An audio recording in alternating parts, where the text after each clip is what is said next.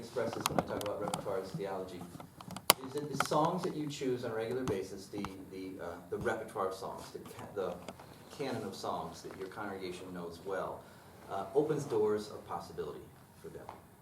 So that basically if they've never sung about social justice, about atonement, about all of these kinds of things like that, then they won't have even a category for that thing. So one of the kind of popular indictments of modern praise music, for example, is it's mostly praise. There's no lament. There's no lots of things, right? And whether that's fair or not is a different discussion. But I think that the basic idea is true. That if you only praise, you only talk about the good things of life, then you're giving this unintentional, you're communicating unintentionally to your people that they've got to get their stuff together before they come to church, because God wants, a cheerful person, right? Mm-hmm. And so then people that are struggling with depression or some kind of problem in their life, they're going to feel like, I'm just a screw-up, I don't even belong here, I can't even get in the door, right? So then, if you sing a song that opens this door of possibility that you could be a Christian and not have it all together, which I think is kind of how Christianity works, although we don't talk about that part of it so much once we get into the church.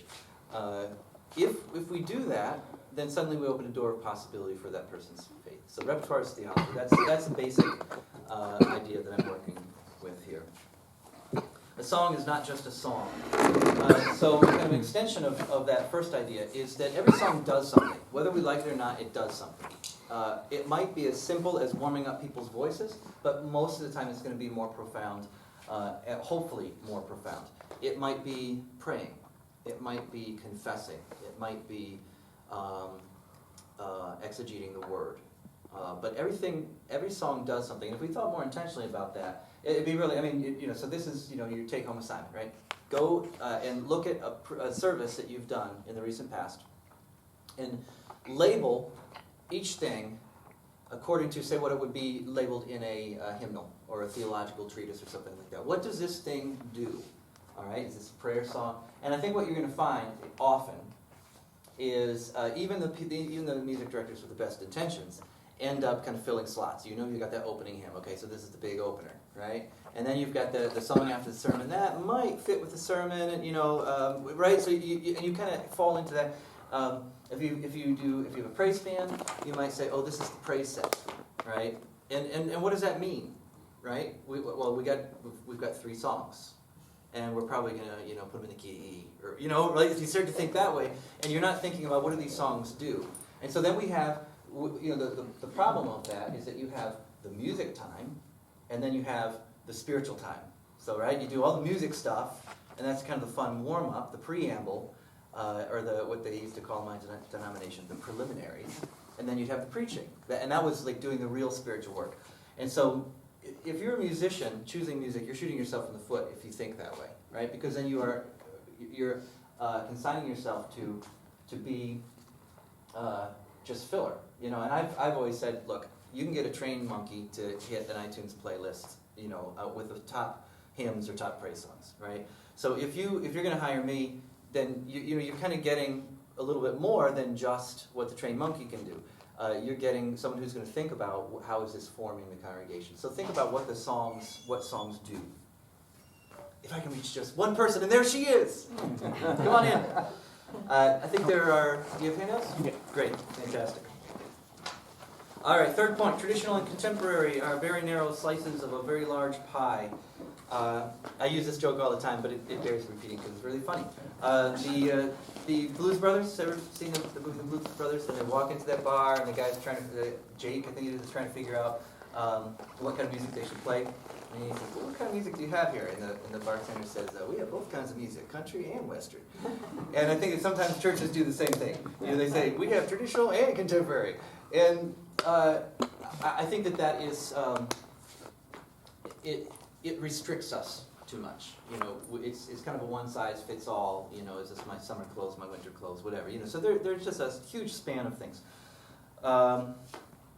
I guess I won't be doing. Will I be doing? No, I won't be doing a session on the kinds of things that you can. Well, no, I will be, the contemporary, I'm doing a contemporary reading session, I don't know what it's called, contemporary worship songs or something like that, where we'll be reading through a bunch of songs, and I'll have a couple different categories, praise and worship, retuned, global, psalms, so it'll at least kind of open up some of those categories for you. Songs are liturgical real estate. If you've ever worked on a hymnal committee, you'll know very specifically and poignantly what this means. Let's say you have 800 songs in a hymnal. You have to make a decision what that 800th song is. And if you make a decision for this song, you make a decision that that song doesn't get in. All right, it's just the reality of it. You have only so many pages, and every decision is a decision not to do anything. And if we could learn this lesson in life, right? That there's better and best. And so when we make decisions, we need to think about the fact that you know how many songs you have in a service. It might be 3, it might be 20, but you have a limited amount of songs, and you have to think through how many songs do I have, and what am I going to do with the slots that I have. And so it's important that you make wise decisions about what those songs are. And I want to say that I don't know where you guys stand, but I'm a total hymn nerd. Right? I'm a song nerd. I just can't get enough songs. So for instance, I'm one of the people that's behind. If you've ever seen the site hymnary.org, like this is a hymn nerd's dream. Right? I'm one of the people that created that site, and it's because I just can't get enough songs, right? And so it's almost a sickness at this point. If you walked into my office, you would see more hymnals. You would be like, right, is this a library or an office, right? So I'm really intentional about this stuff, and every once in a while I have to just stop myself and say, all right, back up, Greg. It's okay for a song to serve the purpose of warming up people's voices or getting them together. It's okay to call people to worship with a song, kind of gather them together. So it's not that, when I say liturgical real estate, that it's all meat and no potatoes, right? That you're just hitting them hard every single time. But I am saying that be intentional about what you do. Music is a marker of cultural identity. Wow, I would feel like I was smart if I didn't know that I had written that. So music is a marker of cultural identity. This is another important thing to remember while we're choosing music. Music always represents culture. It's a cultural artifact. Okay, we tend to think in the West, of music as this thing that's separated. We say, hand me the music, right? In German, you say, hand me the notes.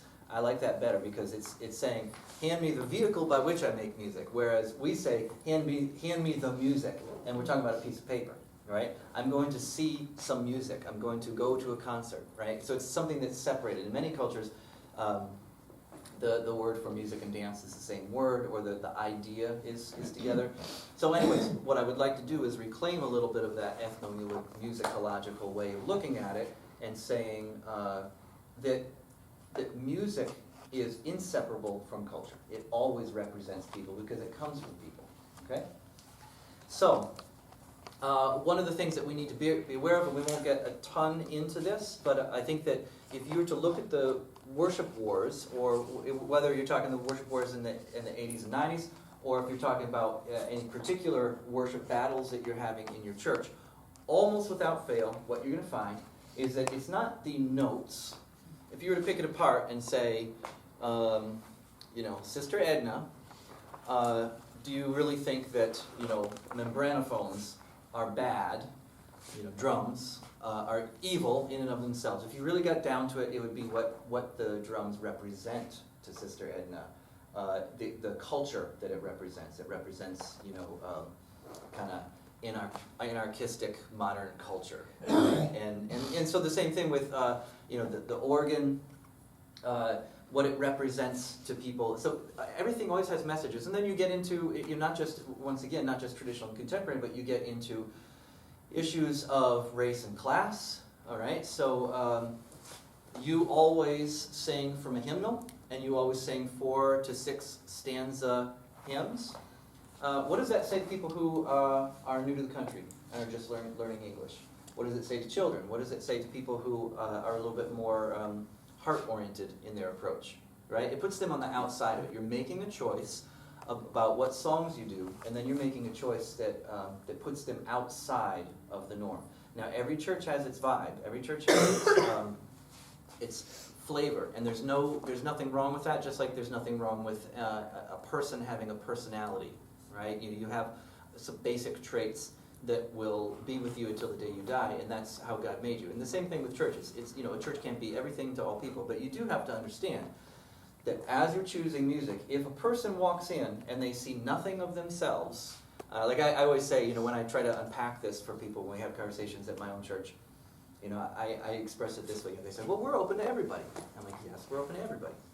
But the pastor's worship illustrations are from NPR and the New York Times.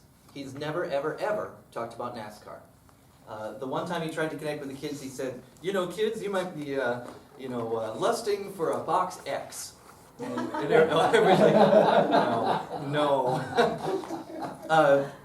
So, there are different, and it's just because the world that my pastor lives in, that's what he listens to NPR in his car, and he reads the New York Times. And that's not bad or good, it just is. But to realize that there are people in different levels, and the songs are the same way, that we choose songs that represent people. Worship music is pastoral work and Christian formation, and we'll unpack this a little bit later. But the basic idea is this, my favorite phrase, the church exists to comfort the afflicted and to afflict the comfortable. And I think that that's a really bite-sized way of explaining this, of expressing it. Jesus calls us just as we are, all right? He wants us to come in to him, regardless of how sinful we are or whatever. But then he calls us to something. He doesn't keep us there. Think of the woman caught in adultery, go and sin no more.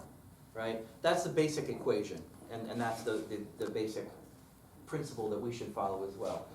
So our role as worship planners is to have places in each service of comfort, places that are places of stability and rest, and there are places of challenge as well. And if we're not doing that, it's kind of the expression and formation. And we'll talk about that later too, but we want to have a balance of those things. Now, you say, well, that's all fine, how do I do that? Hold on, I'm going to tell you. So, a balanced diet. Basically what I'm going to do is I'm going to take the big pie of songs and I'm going to slice it in a number of different ways, and we're going to look at how we can keep these things in the balance. So the most logical, so when we think of sources, song sources, where do these songs come from? So the first way we're going to slice it is new and old, and that's the most obvious way that you slice it. Some people just simply slice it. Okay, this is our new service. This is our old service, our traditional, our contemporary, and that's all well and fine. But we want to think a little bit more broadly about that. Because, truth be told, what ends up happening usually when people have a traditional and a contemporary service, it's really, it's essentially a two-generational service.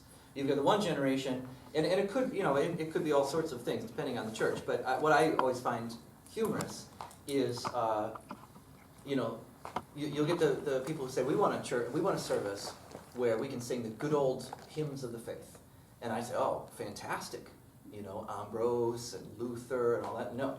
They're talking about Sankey and Fanny Crosby, right? And I don't think that that's the old hymns of the faith. When you think about the larger scheme of things, that's a really narrow slice of traditional. And I actually would argue, and this is for a different discussion, but I would argue that is actually contemporary music of a day gone by. So that's music that it has served its time, and it's time to cycle it out.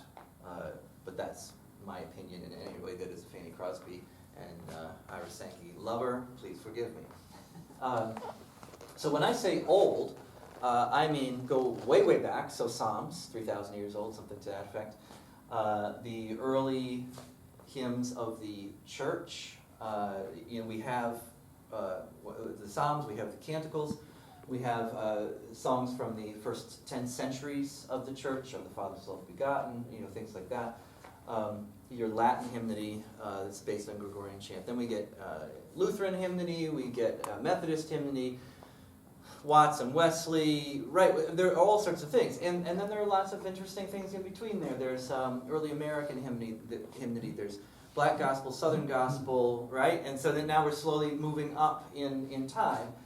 There are all of these things that are really just wonderful. I mean, I did a project a while back with the Southern Harmony. Are you familiar with the Southern Harmony?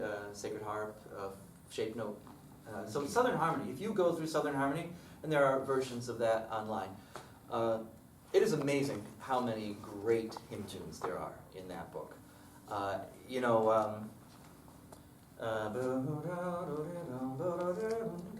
is it? How Sure Foundation? How Sure Foundation. And in there, I set it to Christian Farewell, which is a really poignant text. Anyways, it's a fantastic book. I mean, you could sing from that all year long, and you would not be the poorer for it. So when you think old, think actual old, right? And the span of what old is. Because what we're trying to do is we're not trying to pacify people and say, okay, we're going to give you your old stuff. I mean, really what it comes down to is this. Are the old things of the faith going to sustain your faith? Are they the roots of the tree? Or is it just this kind of dead pool of sentimentality? And that's the problem. In many churches, it's like, okay, we're going to give you your stuff from your era, right? And then you can die with that. And I don't think that's the right thing to do in the church, to kind of say, all right, you're done growing. You have your pool of cherished music.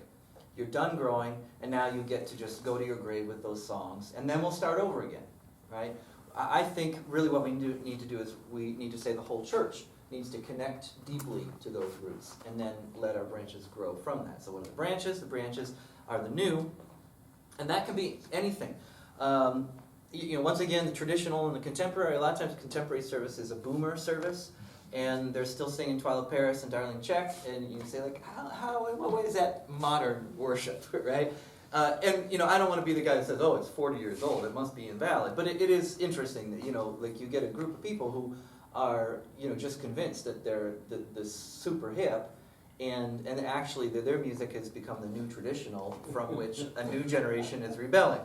So to try to take the best of each of those, we know as history gets closer to us, it becomes thinner sliced, right? So instead of thinking, well, I just said Latin hymnody, and I said, 10 centuries of song, right? But now we're looking at, since the 1960s or so, we're looking at a decade-long or a 2-year-long period, right? And then we want to take what is happening in that period and what is worthy of singing in the church from those periods. What was written last night? So I don't particularly like the songs, but there is a person who writes a lot of songs in reaction to national tragedies, national or international tragedies. So Gillette, is it?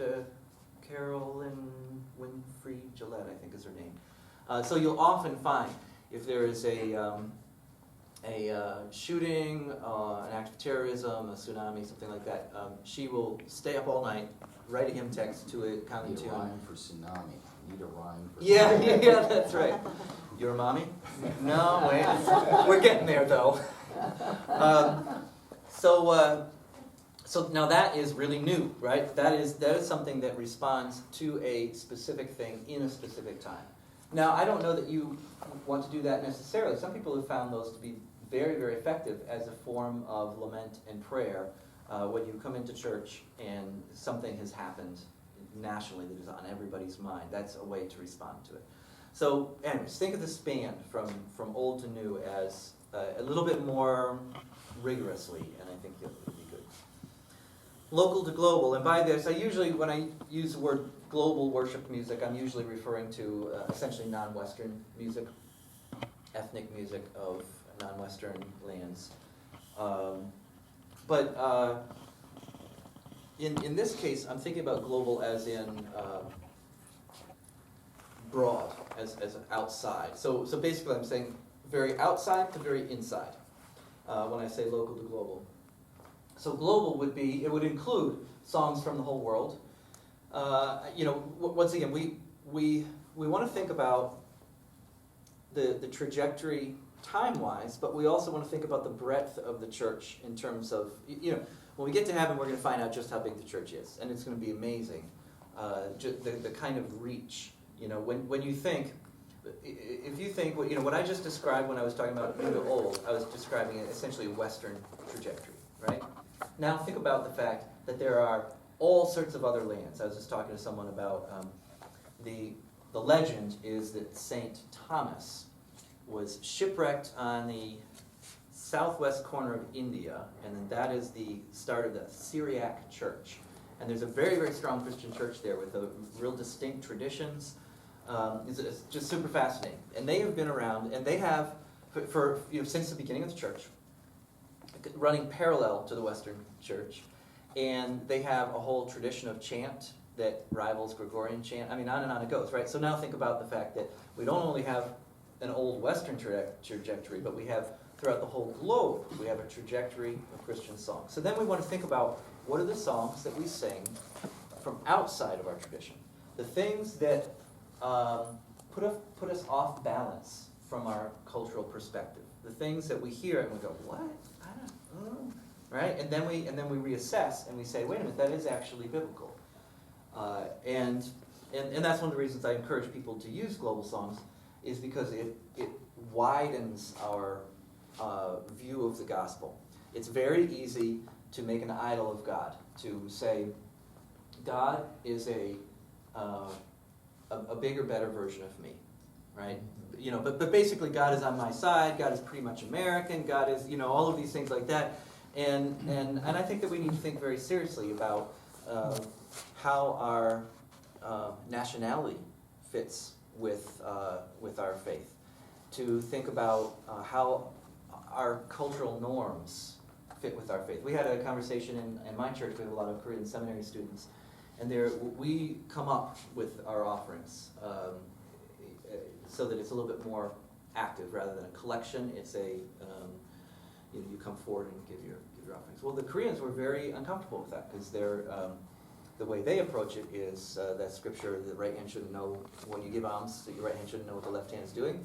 They take that seriously. They don't want people to know what it is. Now, part of it is a little bit more of a private culture and things like that. But it was an interesting take. So you have this one group is kind of questioning the other group, and then we have to have a conversation about what we assumed was a really healthy thing, and I think it generally is, a healthy way of taking part in the offering, rather than, okay, we're going to collect money while someone sings us a song, pass the hat kind of thing.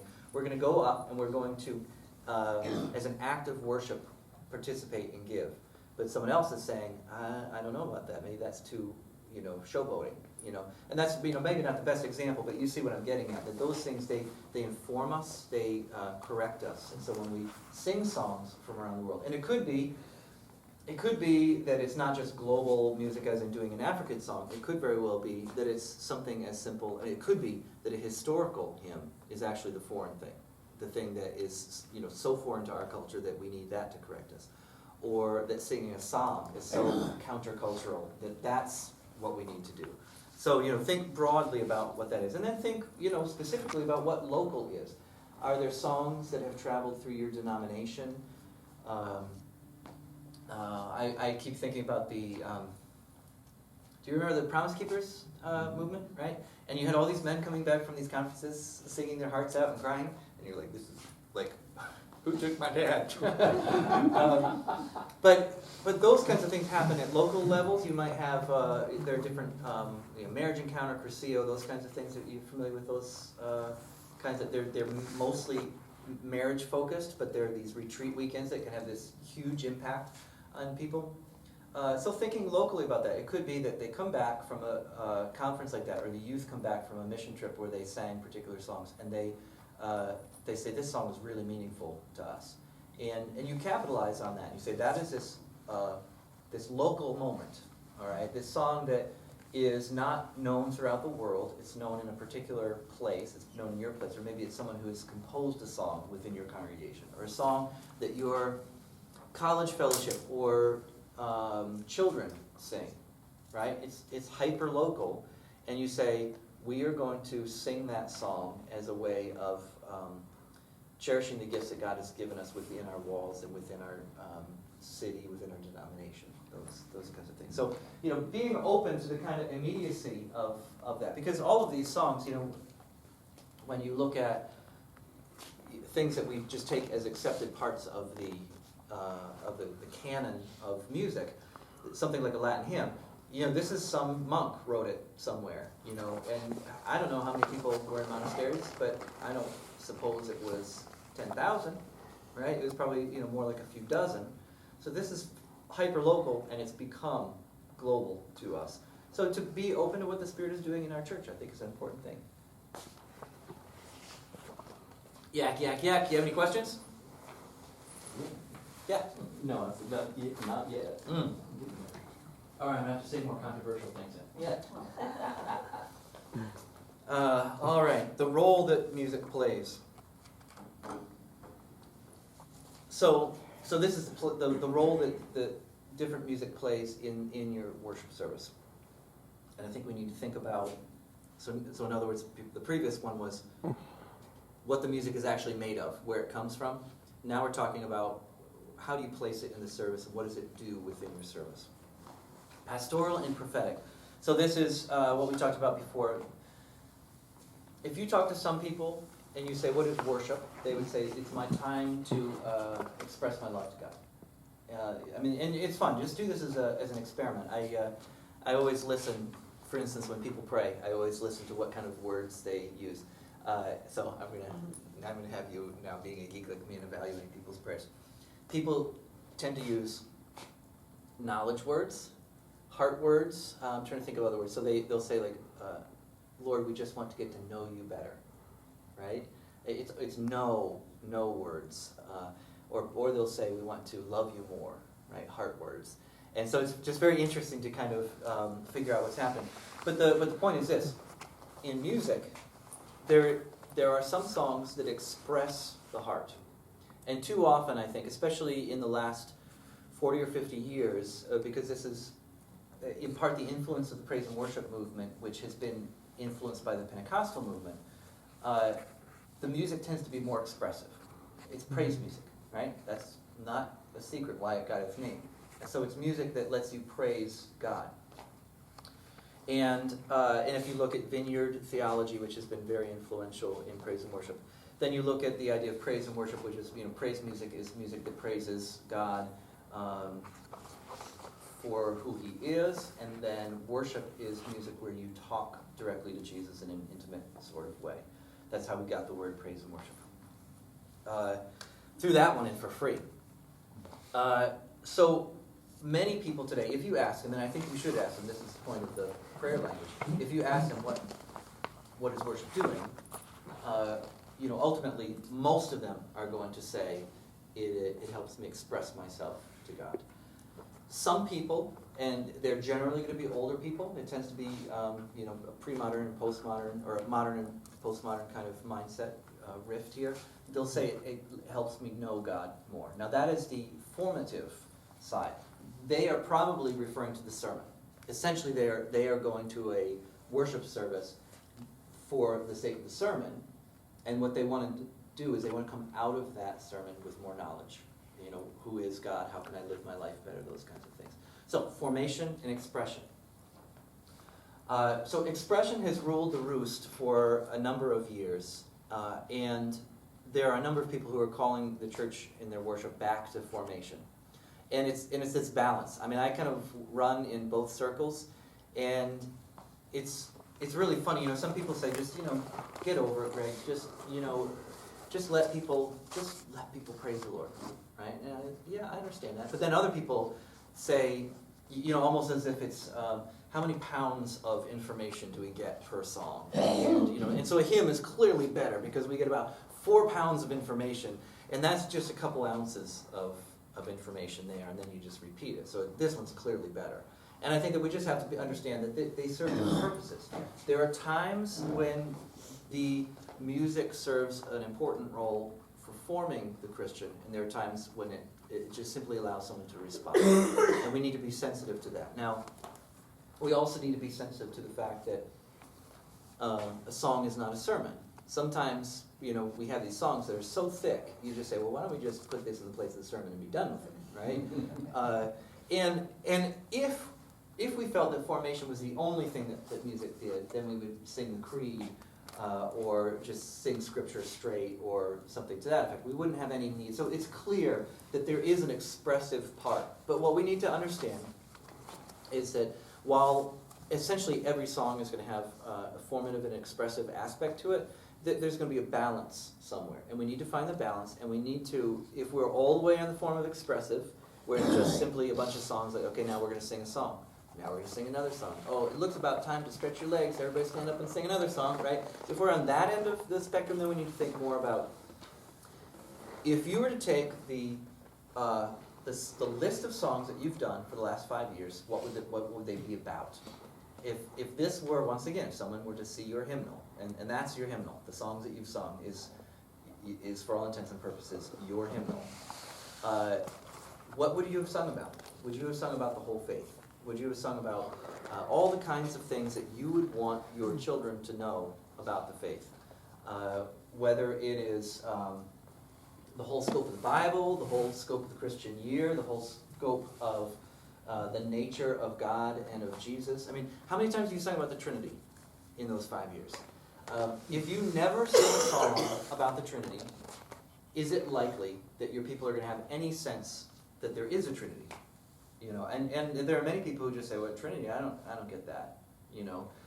They just don't go for it. And in part because they don't sing about it. So give them a chance. And what I was just reading about this, and I think it was a really good point. There is a difference between hearing a sermon and singing a song, because you're participating in it. When you actually say it, then it means something different. And you can see this in a negative example. You can see this in Hitler's Germany and those kinds of things. You can see in a positive example in the civil rights movement, where singing was part of it, right? So people sing to believe in what they believe. And it cycles through. And it's a really scary thing to hear people singing something that is violent and that you don't believe. But they are ingraining that message into themselves. It's not just a speech, it's something that they are actually taking part in. So your people are doing that. They are doing that, whether you like it or not. Now the question is, what songs are we going to put in front of them? They're going to help them do that well. So they keep repeating those things, and it's the truth. And it's the full truth. And they are slowly embedding themselves in that truth through their singing. Formation expression. Wow, I got ahead of myself. You get one for free there. So we just talked about that. Complex and simple. So one of the things that we often forget in our churches, most likely our church has a standard, you might describe it as white collar or blue collar, educated, uneducated, you could describe it as all sorts of things. And so what the kind of level is, or the groove of your church, what the basic person is, so the 80% of the people are. But one of the things that you need to think about is that your church as a whole is not all that. So in my church, it is hyper-intellectual. We probably have 2 degrees per person, including children. It's just crazy educated. But we also have a lot of refugees from other countries that are joining us, and that are very, some of them don't even read their own language, never mind reading English. So think about the dynamic that creates. A very wordy congregation who can open up a hymnal, sing 4 parts, 4 verses, no problem. They literally they sight read better than your choir, I almost guarantee it. And then you get people who are literally cannot figure out, why did we just jump from this line of text to that line of text? Why didn't we just stay in the paragraph here? I learned about paragraphs in ESL, and now I'm jumping first line of each paragraph. It doesn't make any sense, right? That's the level of difference here, right? And you might not have that, but you certainly have have kids, right? And it's a wonderful thing to have a kid right there, and you're going along with the hymnal. You're teaching them how to read along with you, right? That's fantastic. So you're going to have kids of all ages. You are going to have people with mental disabilities. Let's say you're dyslexic. In my church, it would be a really unfortunate thing. You would be all over the place. It would be a mess. So looking for places to have simple and complex music. The other point of that is not just that you have a variety of people, you will have a variety of emotions within yourself, or a variety of emotional needs. So there are some times when you really, you just want to dig into some serious theology, and you want to sing it, and you want to drill that into your head. There are other times that you just need to express yourself. So I often think about this, for example, after a sermon, the go-to thing is, the preacher is preaching on a particular scripture, and you go to hymnary.org and you type that scripture in, and you say, look at this. There are 5 hymns that are exactly on that scripture. Boom! Right? And you choose one of those songs, and then when you actually experience it in the service, you're like, oh man, what a clunker that was. Because basically, the preacher just preached it, and then you're trying to re-preach it. In the song, and it's not the right choice. And I don't want to say that it's never the right choice. I'm just saying that often this has been my experience. It just falls flat. And what is really needed is to let music do what it does well. Preacher preaches the sermon, and then you do something that answers that. So do you know the song "Take Me As I Am"? Take me as I am. Great song, and it's a wonderful song to basically say, I've heard your word and I'm willing to act on it. And it's this really great song of dedication. It's super simple. My congregation sings it regularly. They can sing it by memory. And so that it lets them not have to think about it, right? Like, we don't have to say, okay, now sit and meditate upon that and think of the 3 action points that you're going to take. And then you get those minutes of silence, and then you sing the big, thick hymn. No. You simultaneously, you let the music do that. You let the music, let that sermon kind of sink in. And then the people are allowing that to happen. And that's the beauty of music, is it can do those things simultaneously. Now, complex, simple. One of the things that is really fascinating, difficult but fascinating, known and new. This is the key to allowing these levels of complex to simple. So some people say, just do simple music, because then everybody can do it. Right? You do the lowest common denominator, and you're done. Other people say, do only the tested hymns of the faith. These are time-tested hymns, and why would we want to do anything less? So the kind of the great equalizer is the fact of repetition. So there's a great book called On Repeat, How Music Plays Your Mind. And it's a really interesting book. Some of it is totally beyond the scope of this. It talks about should you repeat the exposition of a sonata form, stuff like that. That is probably not applicable to this particular conversation. But one of the things it talks about is the way repetition of songs, hearing songs multiple times, is the number one thing that determines whether you're going to like a song. If you've heard it, you're going to like it. That's pop music is based on that. And I would think that any of you, even your classical music listening, your favorite pieces are not going to be the pieces that you've heard once. They're the things that you've heard 10 or 15 times. And she gives this really, the author gives just really interesting information about studies that they've done. And basically your mind rewards itself for being clever. It's kind of like when you find your way on a path, right? This is the 3rd time down this particular path through the woods. And you remember that if I take that, I just do a circle. If I take this, that's where I want to go. And your mind, you kind of like walk on going, I'm so clever at navigating, right? Your mind kind of does that. It goes down that path, and you can see this with kids. They only want to sing the same songs over and over again. Does it drive you crazy? Right? Let's do that. So you just get the one CD in the car, and you just hit it, over and over again. You're like, oh my goodness, please let's get out of the wiggle phase. Yes. You can't get that out of your mind. Oh, I know it. And then you start singing it around the house, and with fruit salad, yummy, yummy. It's a great one. Talk about simple to complex. Fruit salad, yummy, yummy, that really just encapsulates simplicity. So, but kids do that. They want to hear it over and over again because the mind is rewarding itself.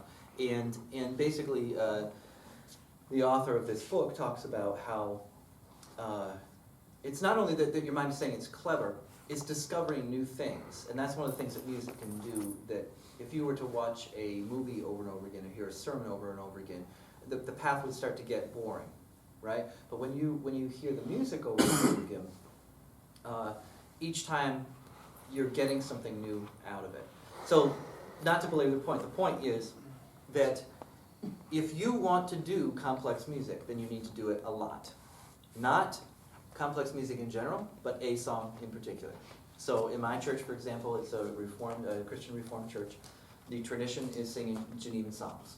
That's the tradition, but people don't do it much anymore. So we have some people in our congregation that can sing the Genevan psalms in Dutch. It's a Dutch Reformed congregation. Because they learned them when they were a kid. They learned them in school, they learned them at home, they learned them in church. So they learned them really well. They can still sing them, the whole psalm in Dutch. But the tunes of Genevan psalms, if you know Genevan psalms at all, they are quite complex. They're typically very complex meters, somewhat irregular. Often the meters are irregular, and so you really have to learn them. And so I've been having this conversation with one of the older members who's a musician and who just feels we're losing our heritage by not singing the psalms. And I'm like, Cal, we have to figure out what are the 3 Genevan psalms that we're going to do. Not the 10. You're going to have to make a choice. You're going to have to lose 7 of them. Because we can't do, if we do 10, think about the math. If we do 10, that means we're doing essentially 1 a month. All right? And that means that we're doing that song once a year. Now, if the person is in the church for 50 years, great. It's going to work just fine. But most people aren't in the church for 50 years. They might be in the church for 10 years. And a normal person, especially a non-music reader, who is experiencing that song once a year for 5 years or 10 years is never going to really learn it. They might recognize it, they might be able to take part in it, but it's never going to become a heart song to them. All right? So then you have to pick, what is the one song that we want to do once every 3 or 4 months? Right? And you just keep hammering that thing out until they know it. And then once they know it, then they start to appreciate it. The theory goes, people from the Do Only Music Tested by Time club say, do only that. Just keep repeating great music until everybody knows it. But you can't. I mean, I have like 18 songs a service. It's too much, but it is. And so we have a ton of music. We can repeat things to a certain extent, but it's just a lot of music to learn. So, one of the things I'm always reminding myself of is repeat music over and over again. I've been stealing from myself more. We do our kind of praise set or, kind of extended medley set during communion. So I'll just take a communion, I'll basically say, okay, we're going to swap out those 3 songs for those 3 songs. We're going to just take that chunk, I'm going to do it over again. It's not only easier for me, but it also means that we're going to be repeating songs. I always want to do new songs, because that's my disposition as a composer and as someone who is singing these songs over and over again, and as a hymn geek, I want to do new stuff, right? I'm bored already by the time we've done it. But I need to remember that some people don't work that way. It takes a lot of repetition for them to get these songs. And to go from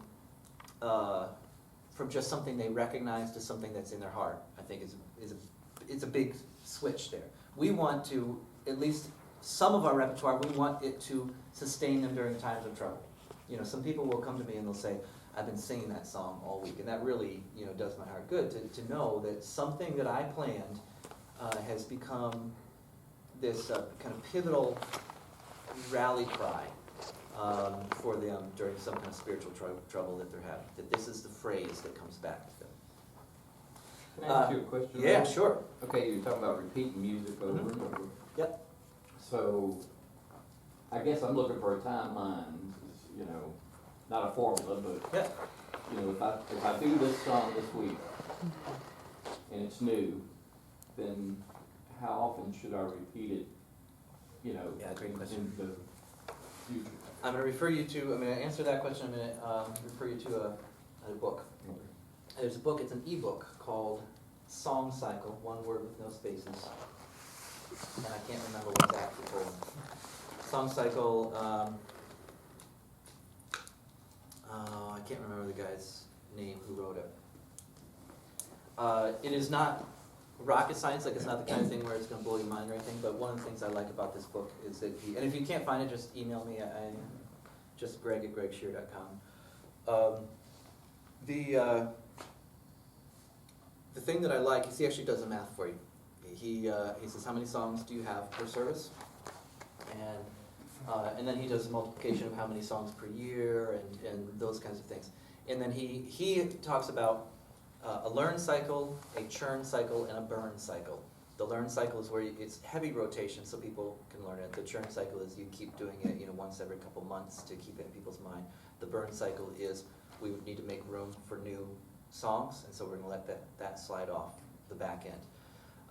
And so he kind of leads you through the math. And it's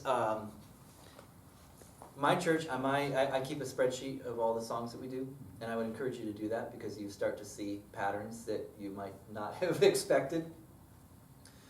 I realized after about 5 years that we've got 800 songs, and I'm like, oh, that's about 500 too many. Now, granted, many of those are what I would say, one-off songs. They might be a responsorial song with a really simple refrain that let us sing the psalm, but I'm not expecting them to learn this by heart. Or it might be a text that's sung to a hymn tune that everybody knows. So then it's just a matter of, it's clearly not going to be in their hearts. The text is not going to be in their hearts, but they're going to be able to take part in it. So there are some things about that, but it's still too many songs. Because I started doing the math, and I'm like, well, we're about twice as many songs as we need. So that song, that book is, a good place to look at it. I generally follow rule of thumb of I'll try to introduce a song if I'm being methodical about it.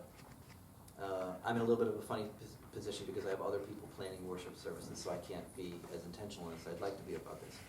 But when I was the only music planner, I would introduce it 1 or 2 weeks as a prelude, choral anthem, some kind of, that kind of thing. So people have heard it.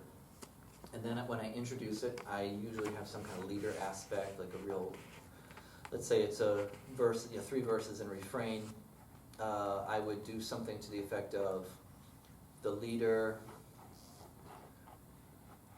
sings, leader sings the verse and the chorus, and then you repeat the chorus immediately, and then the leader sings the verse, and then the people sing the chorus, and then the next time people sing the verse and the chorus. It's something like that, depending on how hard it is.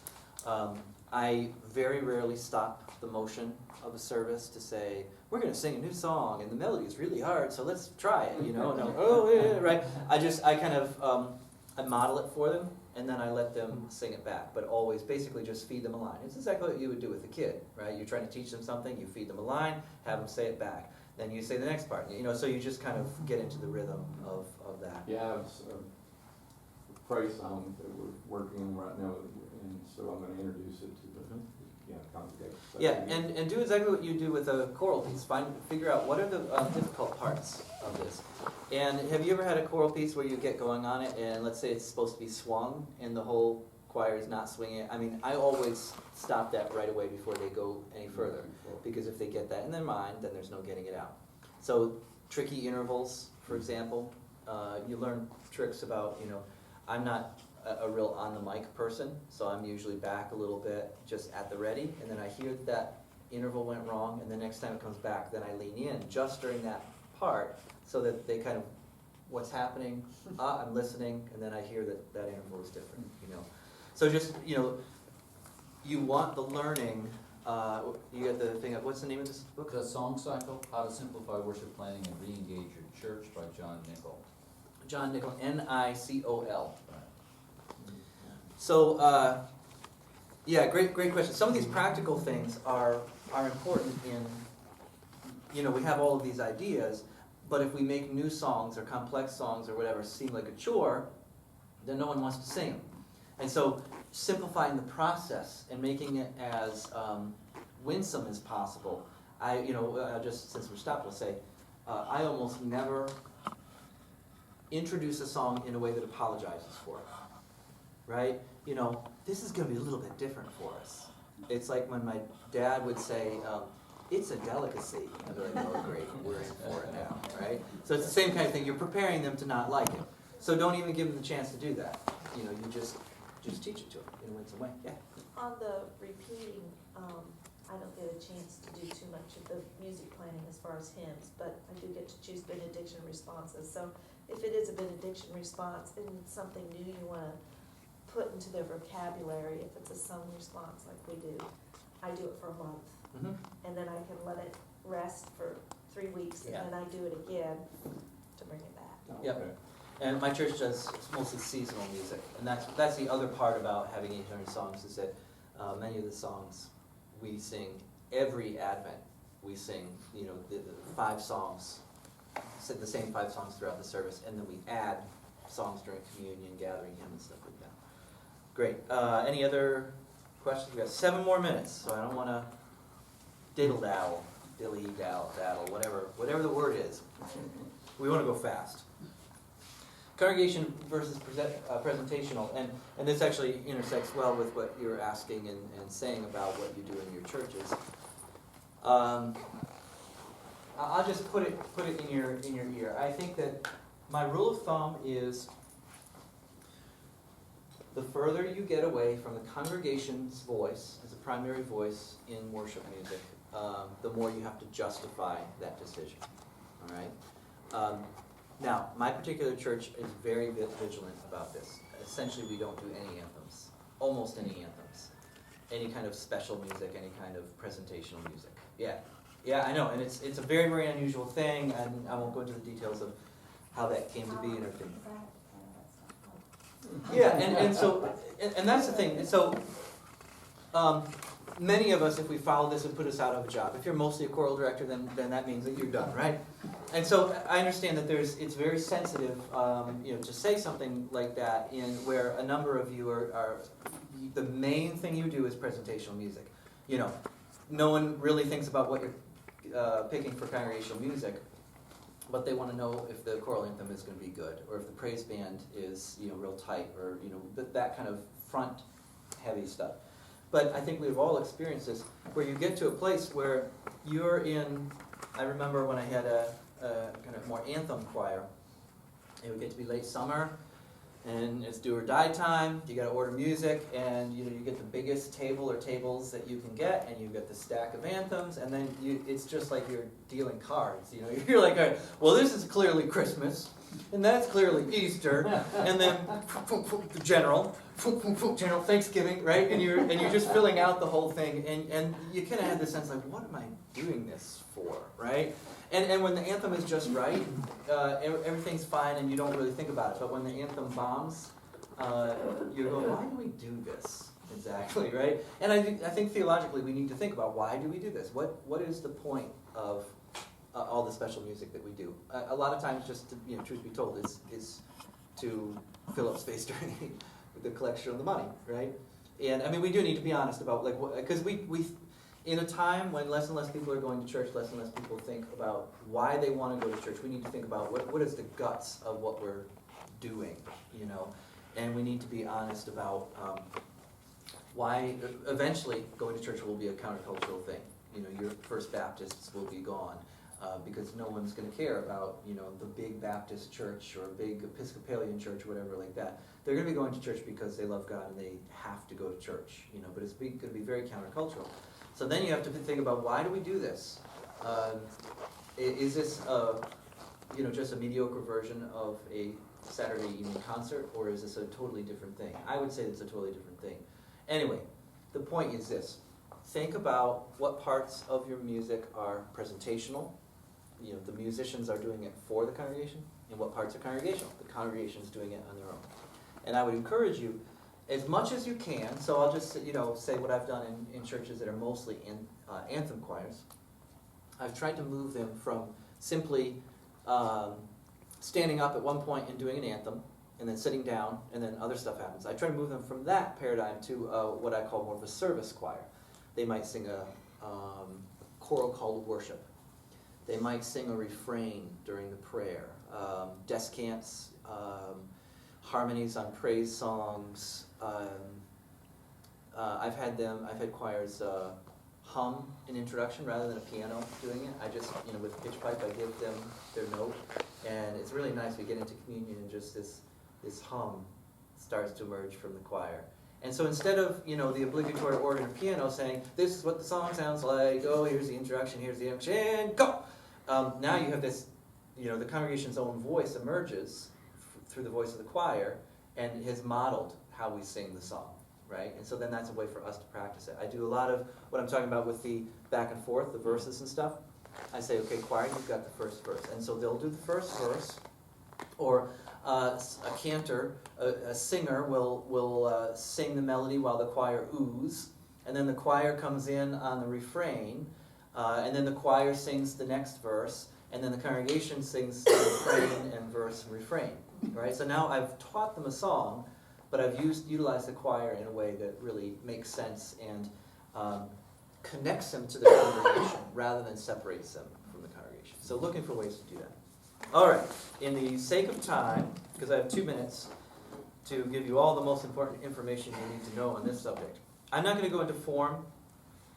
I'm just going to say that not only there are lots of styles of music, as in contemporary, traditional, those kinds of things, there are all sorts of musics that function different ways. So think about the way a Taizé chorus differs from a Watts hymn. All right? Think about the ways they function, things that can be done, for example, off the page.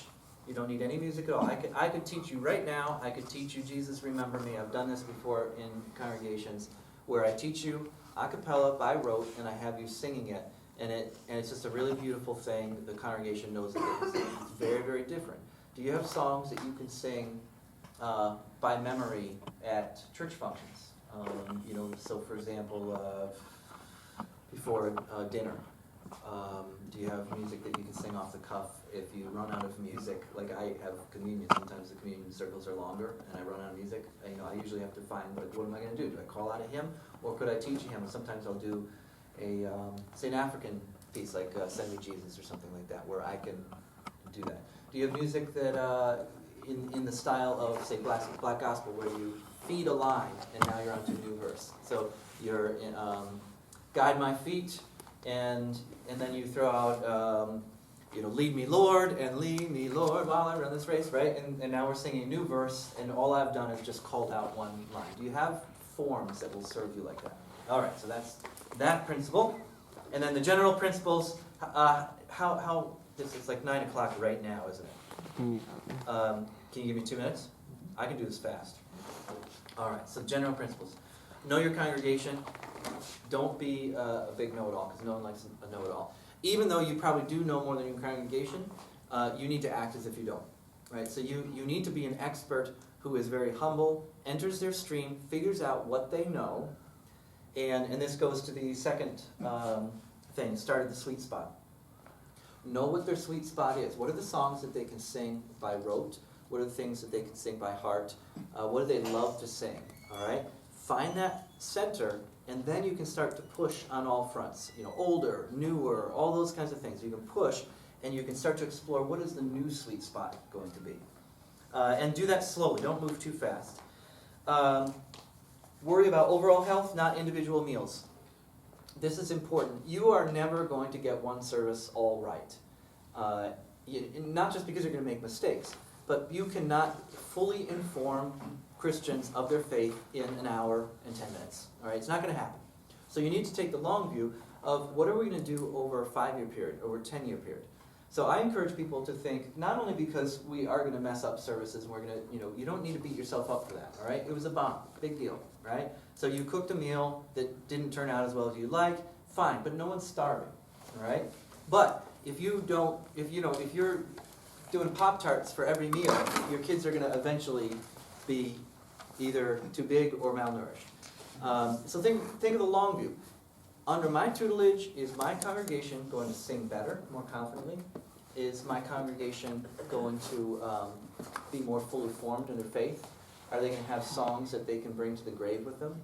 That people sing? I mean, hopefully your congregations have something to sing at a funeral or at a bedside of someone who's dying.